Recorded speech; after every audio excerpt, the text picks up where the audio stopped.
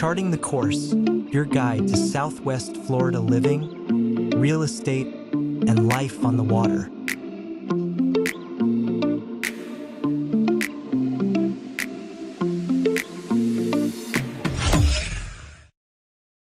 Welcome to another edition of Charting the Course, matching your waterfront property to your boat.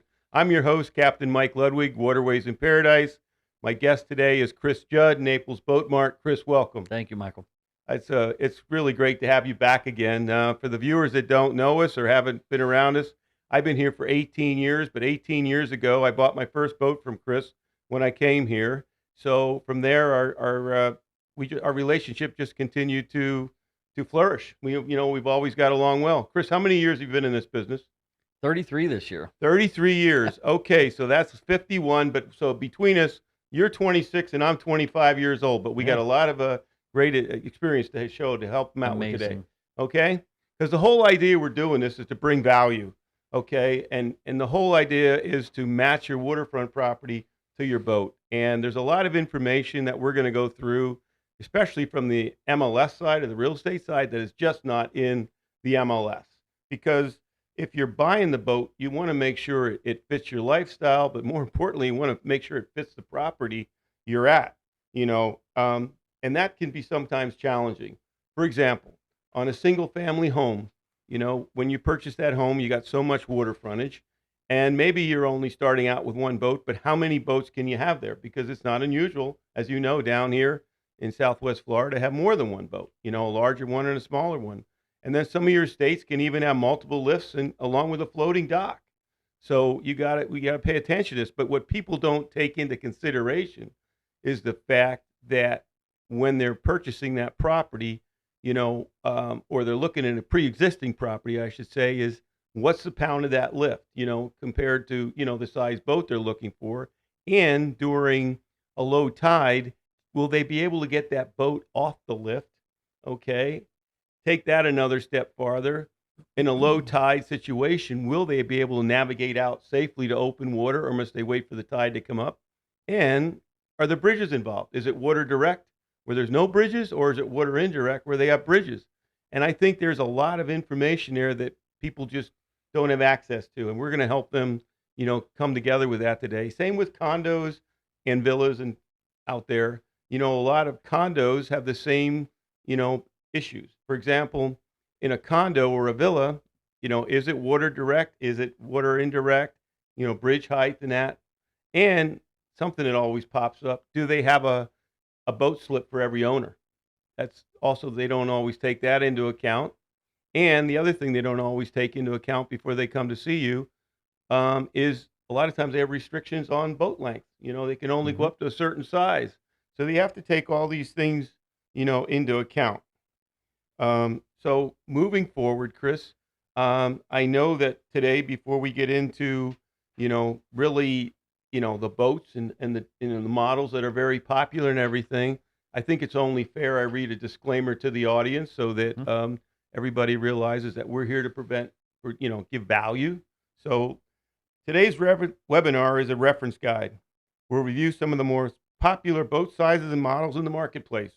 Other manufacturers make similar options, so use what you learn here to guide your choices. Ultimately, it's about matching your lifestyle, property, and your boating goals.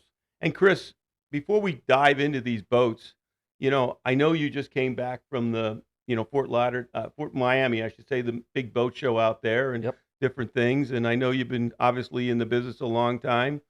Any new and exciting things we should know about before we dive into this? Yeah. There's the Fort Lauderdale International Boat Show was pretty much the span of all last week, and a few things that unfortunately I'm obligated to hold back on a little bit.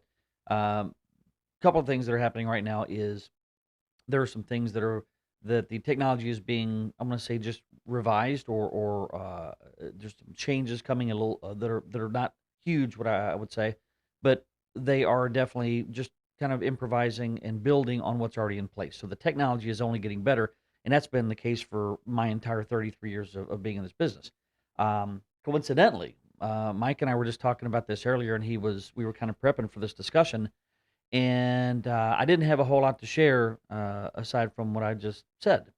And then within minutes after that, I get an email from Grady White Boats, one of our brands that we represent, and it was describing one of the latest things. And we knew this was coming. We've been waiting on the announcement, and we were advised that Yamaha, who is the exclusive power for Grady White Boats and just really the ruler of the industry down here in saltwater. Yamaha has announced that their Hellmaster joystick system. So if anybody has been following the latest trends in the industry for the last, good Lord, 10 years or better, one of the things that have absolutely been just a thriving feature is the joystick systems. Yamaha refers to theirs as the Hellmaster system. So in short, the dumbed down description is basically there's a joystick at the helm, and instead of relying on a combination of steering wheel and controls and everything to dock the boat in some tight maneuvers, you have a joystick, and that joystick makes that boat pretty much go in any given direction you can imagine at the touch of literally just a couple fingers. There are several other benefits integrated into that, but what they just announced recently was that we're going to offer that in remote fashion as well. So you still will have a joystick there at the helm, but now you have the ability to take a remote and walk freely around the boat and dock your vessel in some tight scenarios that maybe you need to be up front looking a little closer at. Part of that system, not only is there a remote with the actual joystick that moves on the remote, there's a touch screen for all the various commands. And then that system comes with key fobs. Wow. So it's not a key per se. It's a wearable. They refer to it as a wearable fob. So up to 8 people could have these fobs on them, wearing them. And God forbid somebody goes overboard, it automatically basically shuts the system down, and it goes into kind of a man overboard function. So that's just that is impressive. And again, a lot of the stuff that we just heard at the boat show last week is really preparing us for a lot more cool stuff to come over this season. You bring up an interesting point. I think even in the 18 years I've been down here, yes, technology is always getting better. I mean, whether you have 1 motor, 2 motors, or 4 motors, or whatever on the back, but the safety is becoming important. But I think with this new technology that's out there now, it's no excuse not to take the boater safety course. It's no excuse to take shortcuts. Pretty easy to drive a boat out on the open water straight ahead and do whatever. It's pretty hard to make any mistakes, assuming you're staying between the navigational buoys. Yes. But docking and pulling up marinas can be challenging, but this allows maybe a significant other, spouse or whatever, that the opportunity that might have that steadier hand, than the actual captain himself. And it's given families, and I just went through this, I think I haven't mentioned this, I have a family that is going through a very similar scenario. In their mind, they had a certain size of a boat that really felt comfortable. Yeah. After we talk about some of the technology and the things like joystick and whatnot, for those that would love to go a little bit bigger, but we're limiting their decision based on their confidence. Right. That's changing now. Right. So there's a local. I'll refrain from the name, but there's a local. I'm sure you know it on Marco Island. There's a hot spot that you can arrive by water.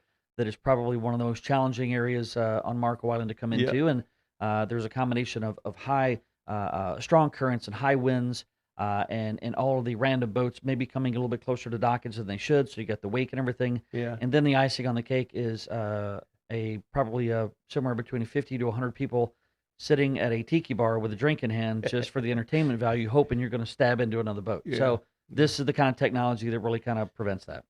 That's wonderful. Well, let's dive into these boats a little bit. Chris, what do we have coming up first? So Naples Boat Mart is there are 2 hot commodities there on the property is Grady White and Key West boats. Okay. A variety of center consoles, dual consoles. They do offer some express models, but there's a whole lot of different designs that accommodate about whatever we can dream up. So in this first slide, we're going to see a Grady White 236 Fisherman. So the 236 Fisherman, 23-foot center console. Grady White across the board is really going to have a degree of structural integrity that not every brand focuses on. I'm proud of that because ultimately it creates a boat that is going to compete with boats slightly larger than this 23-foot class. Mm-hmm. Versatility, meaning it's fishable, it's family friendly. It is something that starts in a size range that gets us what I'll call Gulf capable. but in the same breath, we can come into the intercoastals and be into 16 to 18-inch draft. So that being said, that's the peak of the interest for us in Southwest Florida starts at that 23-foot model. What do we got next? If you go into similar size boat, slightly different price point, we're going to get over into the Key West brand. Key West is another family-owned and operated business. We're very proud of that brand. I've been selling them for my entire 14 years of being at Naples Boat Mart as well. But the 23 class Key West, you might notice in the picture that this boat is we're gonna slightly turn up the family friendliness. There's going to be more seating. There's a little bit more comfort built into the boat. We're going to lighten up the build structure of the boat just a bit for the sake of, call it some speed and efficiency, but also to offer up a different price point. Not everybody is looking to pay that premium, that dollar for the top tier brands like Grady White. So I'm a big fan of Key West. My last boat was a Key West, and me and my wife and 2 children love that boat, and that will very likely be my next brand. But another good, what I'll call that mid-tier plus product. Sounds fantastic. Just like to take this moment to thank one of our sponsors of our webinar today. Hoot Home Loans offers excellent services and rates for all your mortgage needs, whether you're buying or refinancing. You definitely want to give Lewis a call. I have been working with Lewis over 10 years now, and always does a great job with my customers. So please, his contact information is behind me. Give Lewis a call. What do we got next? The Key West, again, this is going to take us into the upper sizes. They make one slightly larger than this at 29 feet, but Key West 263 FS. And the models that we've been looking at, a few of them, you see that FS badging stands for Family Sportsman, and that's exactly what they're chasing here. The sportsman activity, the fishing and all that stuff. But equally, and in my opinion, probably more valuable is the family side of it. Okay. So you get up into these size boats, big seating in the bow, big bench seating in the stern, consoles that are large enough to handle head compartments, a lot of protection of a sizable, oversized hardtop.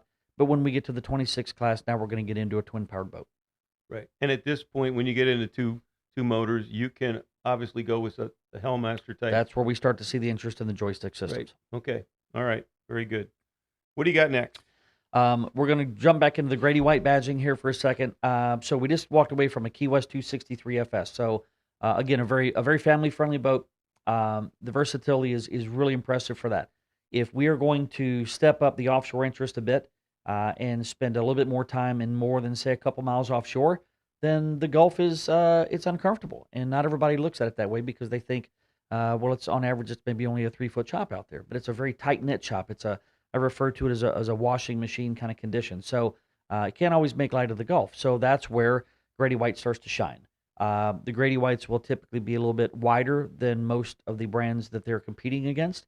We've got a 27 class here that is 9.5 feet wide. So it's a very wide platform it's a nice wide platform for a 27-foot boat.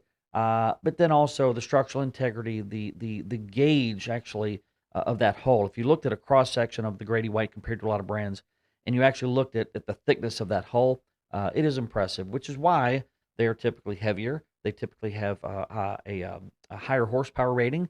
In many instances, the boats are going to be yacht certified as opposed to having a person and weight capacity. So that's just one of the things that apply to Grady White from start to finish is just that structural integrity is a little unique.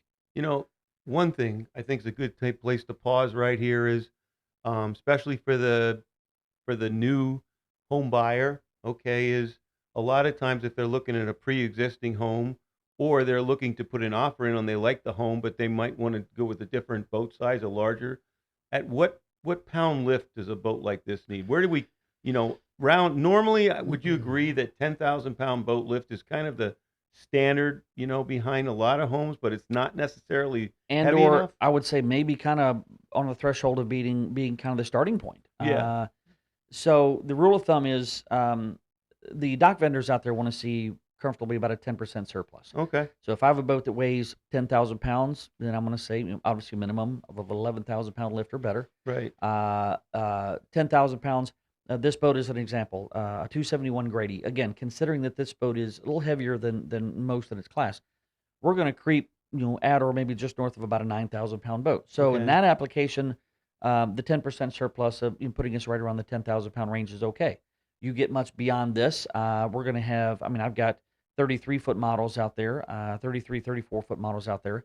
They're going to get upwards of, the 16 plus thousand pound range. Right. So you make that if I do recall correctly, commonly you're going to see 10,000 pound lifts. It's going to go to 12.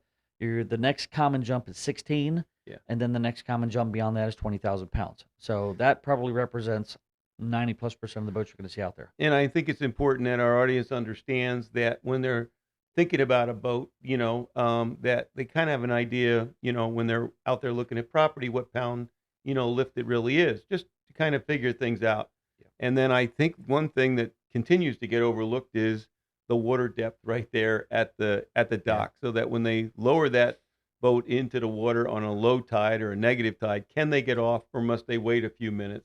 And so what do you got next? So staying within that the Grady White brand here, the last one we talked about was a 271 Canyon, which obviously is a 27-footer.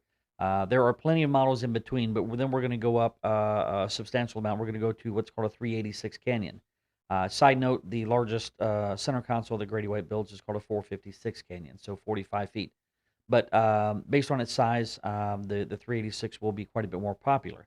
The 386 is, again, we're going to keep that the offshore capability absolutely intact. We're going to keep the fishability absolutely intact.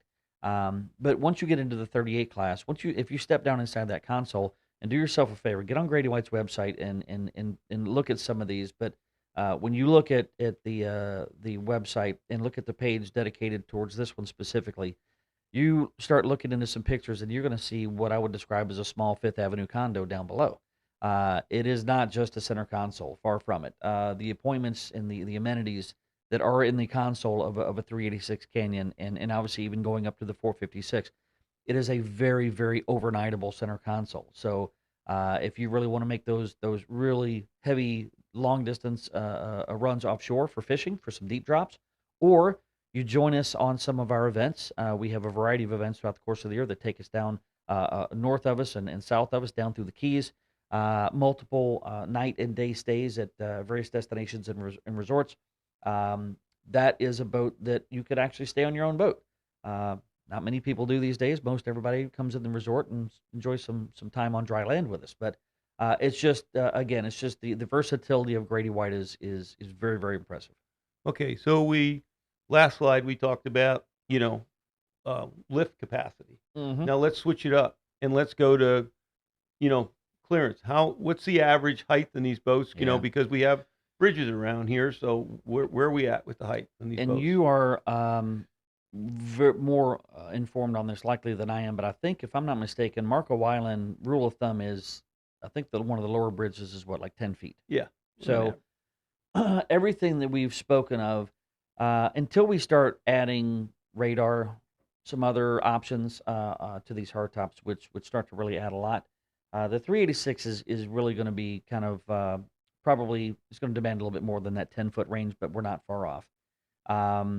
So we're in Naples really is kind of the same discussion, and oddly enough, really about the same measurement. Right. The Gordon River Bridge right there adjacent to Tin City, that is at mean tides is typically right around 10 and a half feet. So very similar. So until you get into some of these boats with some substantial additions like these open array radar systems or second stations with towers and controls and all that stuff, you got to get into probably again, 38-ish foot boat or above before you find yourself more limited. So we're lucky down here. Not every area can say that. Okay, so basically, if they get a little education on the tides and they get the depth and everything, if they're water indirect, on Marco or another community that we service, they can pretty much have a vessel this size if the waterfront property they like, all the other boxes are checked off. Absolutely. Okay, what do we got next? So we're going to get out of the center console class now and go to dual consoles. Dual consoles, and I love center consoles, but dual consoles have really changed a lot of boaters' intended use down here. Not everybody's looking to fish to the degree that they used to.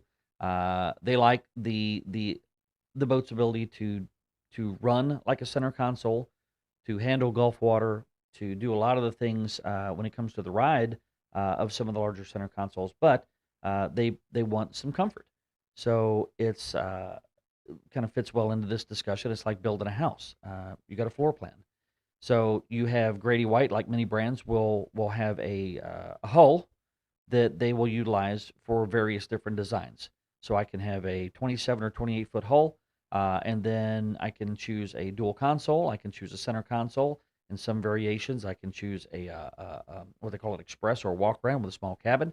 Um, but all that being said, dual consoles. They call it a dual console because you have two consoles. You have one on port side and one on starboard side, and then that is completed by a windshield that goes the full width of the boat. So it's going to give us some additional protection from wind, from cool weather, rain, whatever it might be.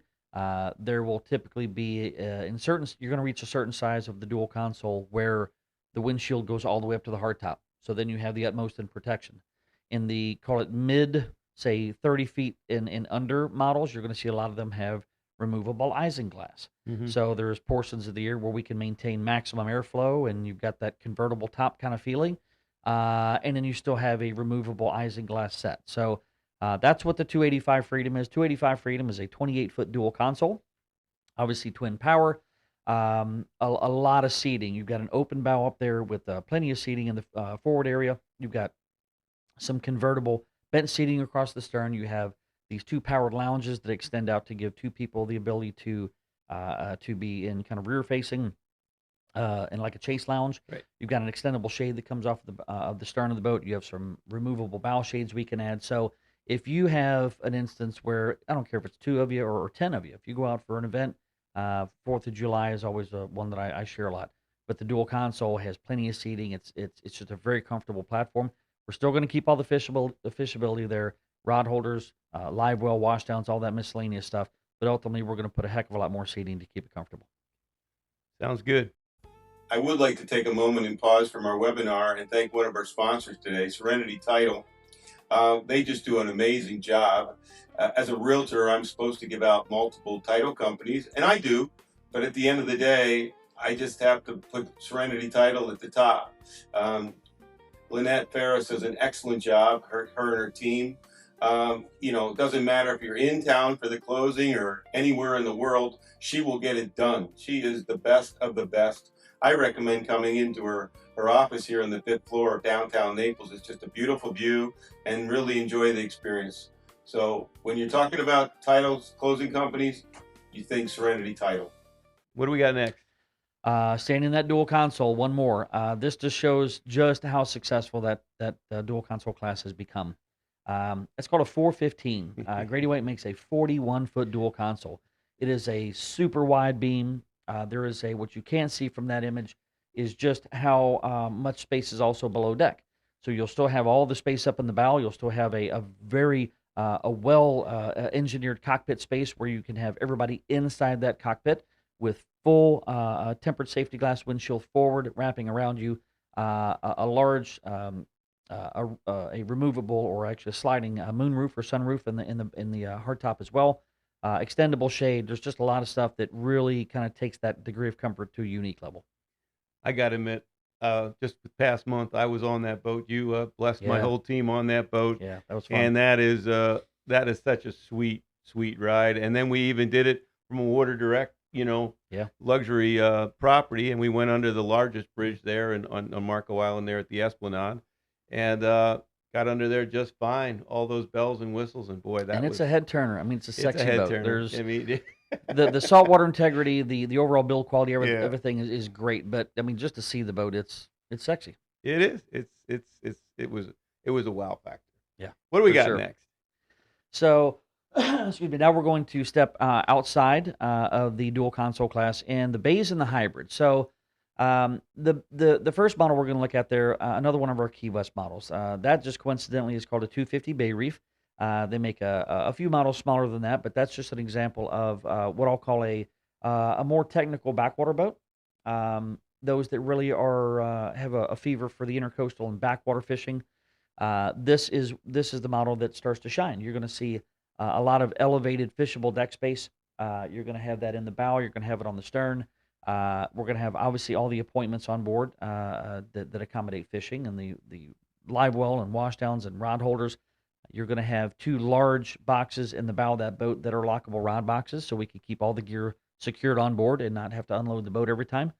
We're going to stay in a single power in a 25 footer there. So ultimately, you've got a boat in the 25 class that is going to still keep us in that, call it 14, 15 inches of draft. So it's still shallow for what it is. It is a boat that is, it's for somebody that's going to spend a better chunk of their time fishing and maybe not as much entertaining the family all the time. In this particular design, I know it's going to come up in the others, but on the stern there, on either side of the motor, you got those power poles. You might Yeah. want to go into that a little bit, and then on the Yeah. bow, you got the trolling motor, so you might want to just touch on that. Power pole and trolling motors. That will be something. Trolling motor, I'll start with that feature because that has, oddly enough, leaked into boats a lot bigger than they used to. I have recently put trolling motors on 33-foot Grady Whites, and I mean offshore capable, big, burly, 16,000-pound offshore center consoles. The power poles. So adjacent to the port and starboard sides of that motor in the photo, you'll have a power pole. They're available in a single power pole or dual power poles, and based on the use of the boat, ideally, let's say it's more of a family use, and all I'm going to do is primarily pull up to the beach consistently, and I want to drop a power pole to keep the boat stable as opposed to pulling out an anchor. Well, that's a single power pole application.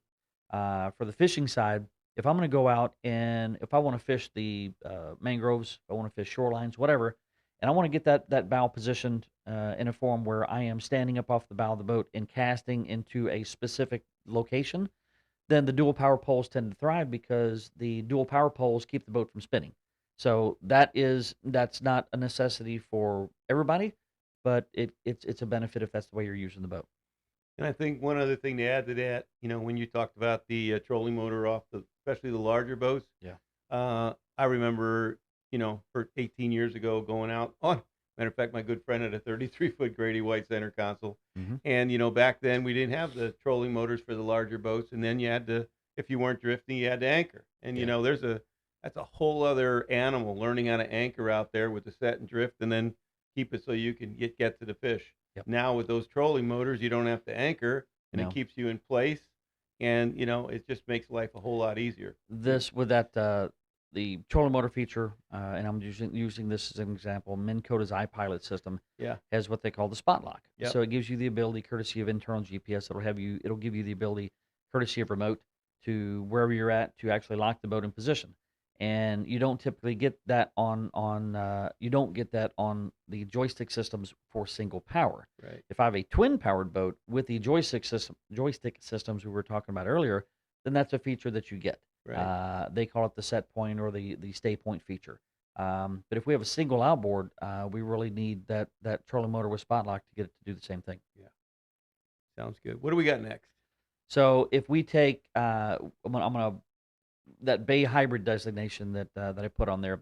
The Grady White becomes, in their Coastal Explorer series, becomes more of what I'll call a hybrid.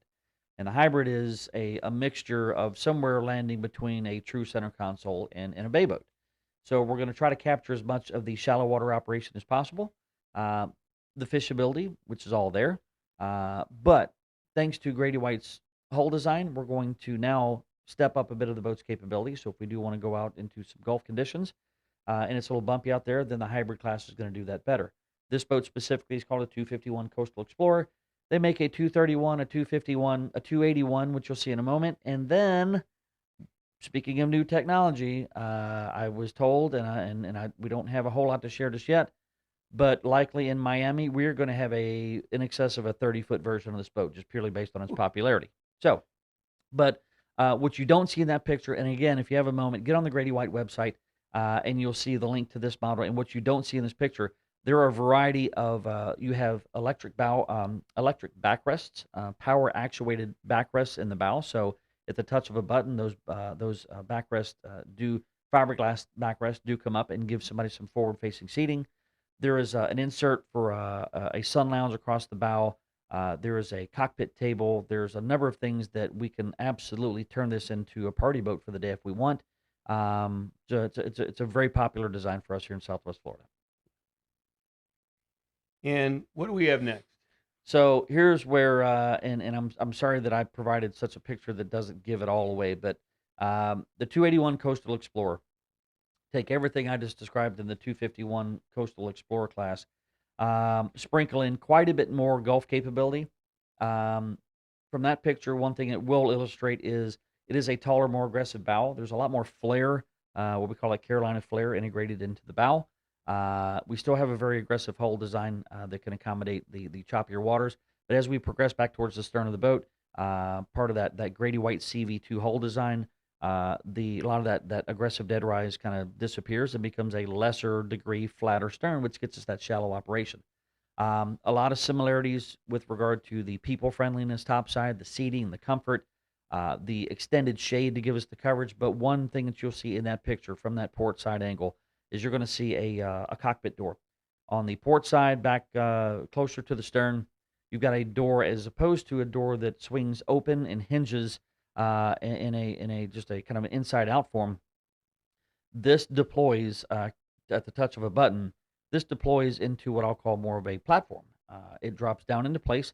You'll see the young lady hanging off the side of the boat. There's a ladder that attaches to that deploys off the side. So not only does it give it that access, but it does become what I'll call like a platform, and it's a comfortable place to be. It's just that's an impressive boat, and I haven't seen many in the hybrid class that really go head to head with that design. Wow. Well, Chris, you really did a good job of basically explaining to our audience that I'm gonna call it 22 to 40 plus foot boats, all Yeah, your different options. yeah, I know that you also handle a jet boat that we Yamaha do, came out with, we do. which is a great boat to do a lot of cool things too. And that's, I mentioned it. You might as well just give it a quick Yeah. overview of that. So what's the difference? Yamaha's made a lot of headway over the last several years, and I think we finally got to the point where the jet propulsion is really finding its way into the Southwest Florida markets. It's obviously thrived on the East Coast for a number of years, and I think we have just been waiting for the right venue, the right application, and the right buyer. And we started this over a year ago. It's been working for us, and it's something that really has opened up some doors for us. Of all of the brands that we stock and represent, basically as small as call it as small as 17 feet and as large as 45 feet. The one thing that I've really kind of drilled into everybody for a lot of years is a number one. There's a lot of choices out there, and I'll never claim to be the only one. I am very proud of the fact of the brands that we have and how they really cater to Southwest Florida. What I will say is this: I am always just more of a. I will take pride in being more of a resource of information than I am anything, more than a salesman or anything else. So as you start to, if you're early in your process and you're thinking about what size, what design, just what anything, then please let me know. Give me a call. I will always, if I'm not the right avenue to get you where you need to be, then I promise you, you have my word that I will get you in the right hands. So I know Mike takes the same approach. We're looking. The net result is we want a customer base of people out there that are happy and that are out there, spreading the good word. And we want to provide value and an So education. And at the end of the day, I just think that this was something that was missing out there for our viewers, trying to match that waterfront property yeah, to the boat and have a better understanding. And, and now between us, they can hopefully they'll get a better understanding. And of course, they can come see us anytime. So your contact information is there. And one other thing, obviously, when I came down here, you were a great resource, but I just wanted to learn as much as I could. So I went to some of the Coast Guard auxiliary classes and just fell in love with it and ended up joining. So for basically the last 17 years, I've been a member of the Coast Guard Auxiliary, and now for the last 15 or so, I run the operations. I'm a coxswain. I'm, AOR area responsibilities from Gordon's Pass all the way down to the Everglades. So there's some classes we're teaching right now. All you got to do is scan in the QR code. Talks about the classes we have available, right now till the end of the year. Our winter schedule is not too far behind, but these are classes that are meant for the beginner, but also for the experienced boater. And we, really get into some details, showing some good routes, some safe routes, and how to go about it. We developed just a new class this past past summer, we dove into it because we kept us having all these questions. We developed a course called Navigating the Everglades National Park, which is a little farther south, but really, even from Gordon's Pass, it's an easy run to get down there. So we're providing hopefully an educational class where we'll be given about 20 routes, take you down the Wilderness Waterway in and around that area. It's going to go from Indian Key Light down to the Chatham River, which is only a portion of the park, but just amazing. So it does require a draft Pacific boat, but most of those hybrids you mentioned, they can easily do it Yeah. with the right knowledge and understanding the tides And and electronics. yeah, I and mean, electronics and everything like that. So it's doable. So yeah, and then on top of that, just want everybody to know, and I know you've been involved with this, is that the Coast Guard Auxiliary does give free vessel exams, and yeah. I don't care. Every year, it's good to have your vessel exam. The free, they'll come on, make sure your fire extinguisher's all right, flares, just get you checking. The biggest thing I see is navigation lights. And even on the newer vessels, which are LED and they're supposed to last longer, doesn't always Yeah. work like that. So, Not and something you check typically, and no, then you don't expect you're going to be out later than normal, and you find out that a couple of your lights aren't active. yeah. So it's really important out there. And then something else of interest that and again, they're really grown is there's a online fishing club called Salt Strong. My team sponsors a local chapter called Marco Island 10,000K chapter. It's the third Tuesday of every month. The information's on the slide there, and so forth. But if you enjoy fishing, beginner or even experienced, it's just a great way to get involved and learn more about fishing and the products they have. So I definitely come check it out and see what you think about it. And then, of course, being in real estate, I just love, getting a chance to talk to people like you do, just like Yeah. you call it cutting the pie when they come into you to learn about what type of boater they're going to be and what they're looking for and everything. I just call it, hey, they're new to Southwest Florida. Just alone in Collier County, we have like 57 miles of coastline, Yeah. between the sandy beaches, the barrier islands. There's a lot of cool little waterfront communities in and around there. And sometimes it's not the price point, it's just what amenities or what kind of lifestyle are they looking for. So if they're not sure, they can call us and we'll take them out in where we feel is the right area and we'll give them a boat tour and kind of see what it looks like from the water and get a better understanding of everything we talked about today. And if they've kind of narrowed down the house they're looking for, I know they can give my good friend Chris Judd a call. And if they found a boat that Chris has over there at Naples Boat Mart, I think we can probably coordinate where they can go take that new boat out to the potential new house they're looking for, take it behind there and size it up to make sure that, hey, this is really going to work. The weight of the lift is right, plenty of water, even on a low tide. So, and I enjoy going along when we take one of your new boats out and show them a new house at the same time. It is. It's more fun than it is work Oh for yeah, me. I mean, because at the end of the day, we just want you guys to match the Please right make me come out on a waterfront boat with you, property. okay? Please. Yeah, absolutely. We just want you to match the right waterfront property with the right boat. And again, like you have a great team over there at Naples Boat Mart. For sure. Yeah. Service and everything. Boat captains that go out and do all this stuff. With them. I'm very fortunate too. I have a great team that I work with. So at the end of the day, reach out to us, and we will put you in contact with our team members to make this a smooth transition all the way through the sale of your waterfront purchase or the sale of your boat and the extended service that goes along with it. With that being said, Chris, I really appreciate you coming It's on always and fun, buddy. Thank you very and much. do what we do. We'll do some more. We'll come up with some more great ideas. Yeah. But in the meantime, this is Chris and this is Captain Mike. We're out. Thanks, everybody. Like, follow, and subscribe.